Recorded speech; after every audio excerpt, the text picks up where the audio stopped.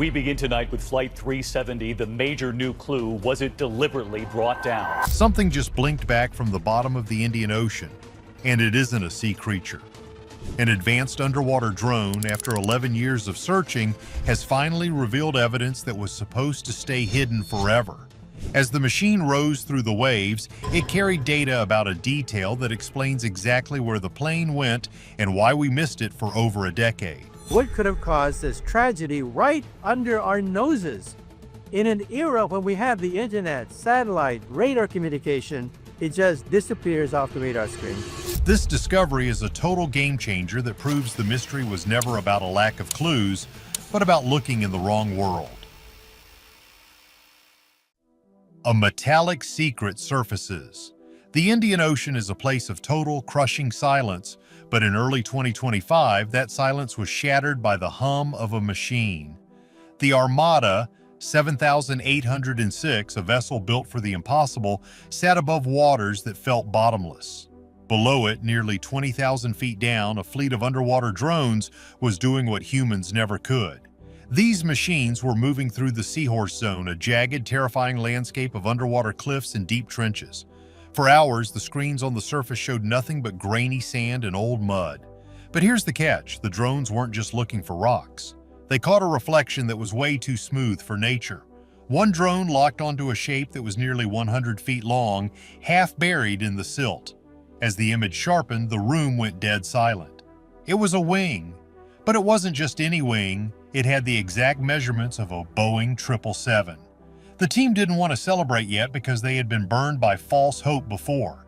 They sent in a second drone with even better cameras. And get this, the new images showed ribbed internal structures and twisted metal panels that had been frozen in time for 11 years. Within a 9-mile radius, the drone spotted two more massive shapes. One looked like the tail and the other looked like a piece of the main body.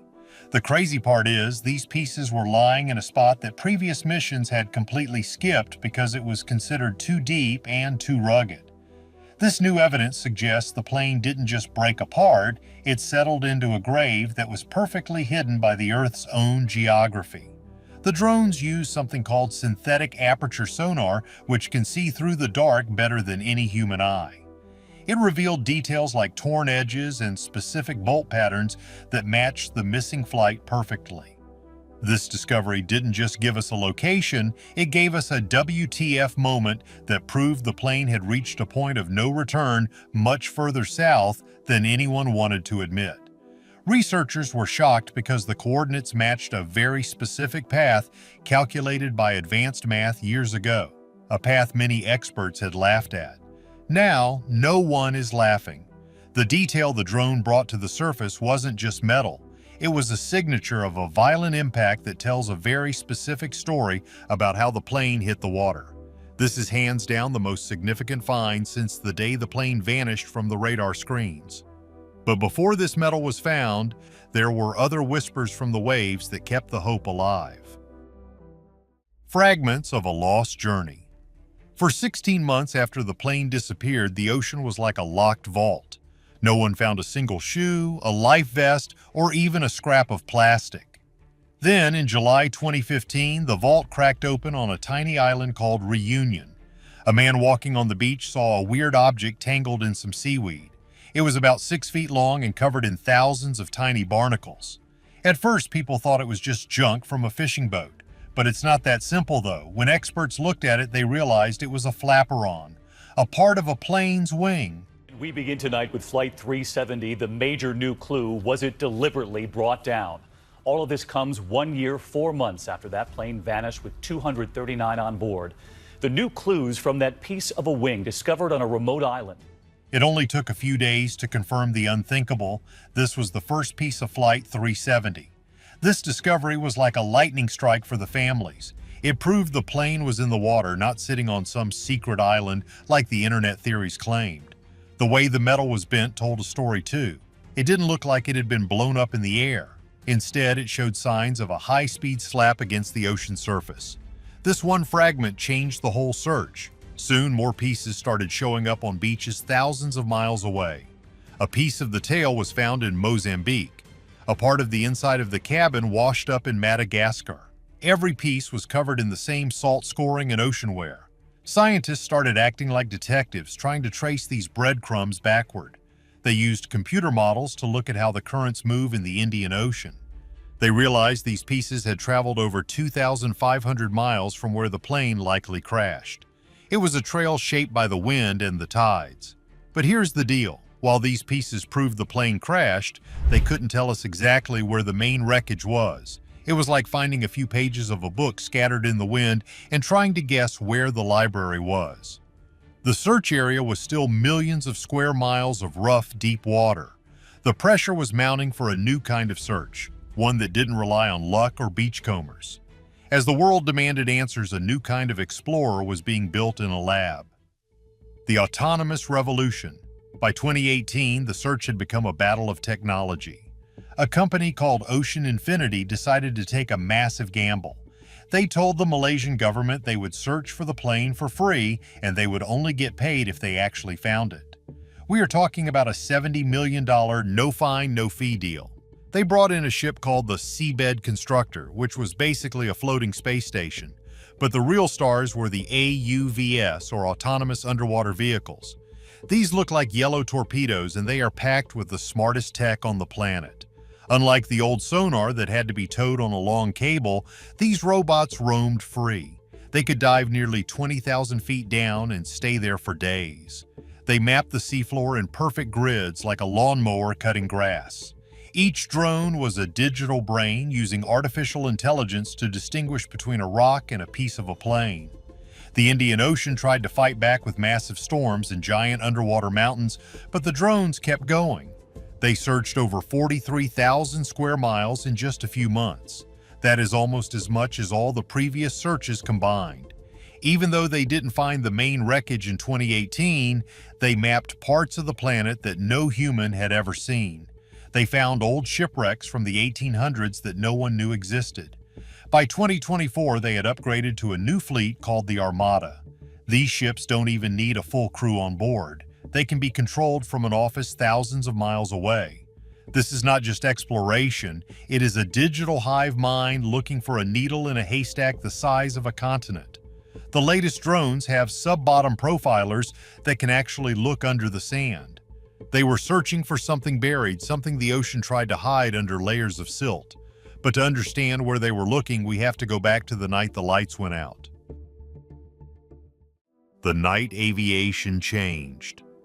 The flight started like any other red-eye from Kuala Lumpur to Beijing.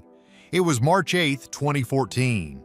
There were 239 people on board, including 2 pilots and 12 crew members. The weather was fine and the plane was one of the safest models ever built. For the first 40 minutes, everything was perfect. Then, at 1:19 in the morning, the captain said the final words to the Malaysian controllers. "Good night, Malaysian 370. Those 5 words would be the last anyone ever heard from the cockpit. Seconds later, as the plane moved toward Vietnamese airspace, its transponder was turned off. The plane vanished from civilian radar instantly. It was like it just blinked out of existence. Breaking news tonight, a Malaysia Airlines flight with 239 people on board, including 4 Americans, has gone missing. But wait, it gets crazier. Military radar, which works differently, saw the plane make a sharp, aggressive turn to the left. It flew back across the Malaysian peninsula, crossing right over the city of Penang. It wasn't falling, it was flying fast and steady. It dodged through the gaps in radar coverage like someone knew exactly where to go. By 2:22 in the morning, it reached the edge of the military radar and disappeared into the darkness of the Andaman Sea. The world didn't know the plane was missing for hours. Because of political red tape, different countries didn't share their radar data right away. Some thought it was in Cambodia, others thought it was still heading to China. By the time the search started, they were looking in the wrong ocean entirely. They were scanning the South China Sea while the plane was actually thousands of miles away, flying south into the empty spaces of the Indian Ocean.